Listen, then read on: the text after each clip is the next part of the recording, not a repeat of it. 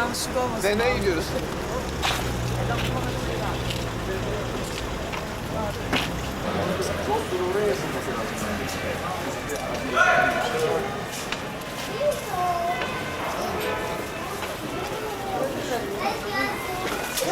Hayır, hayır.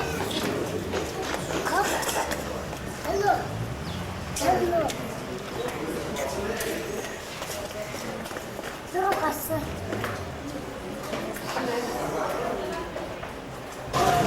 Hello.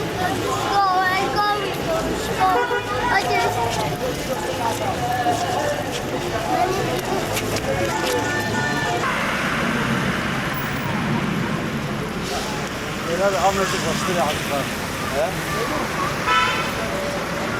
Hayır, ben de yapayım demek. Hey, dur geldi.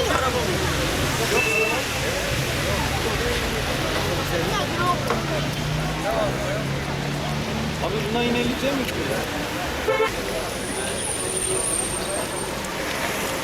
Allah kaderim bana çıktı.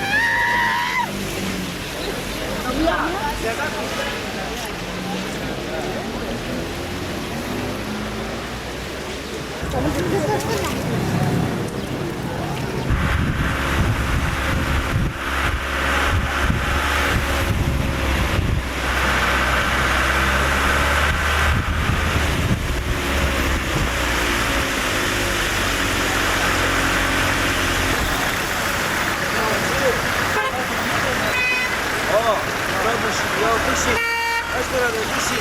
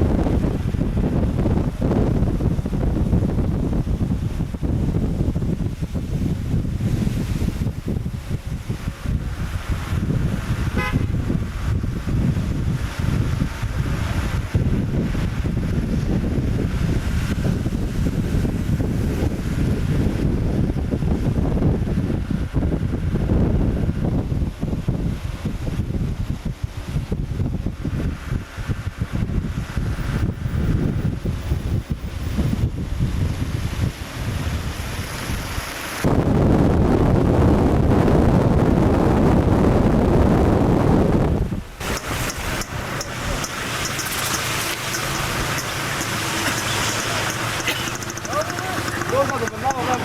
Boş atma. Her biriniz birer tane simit alın.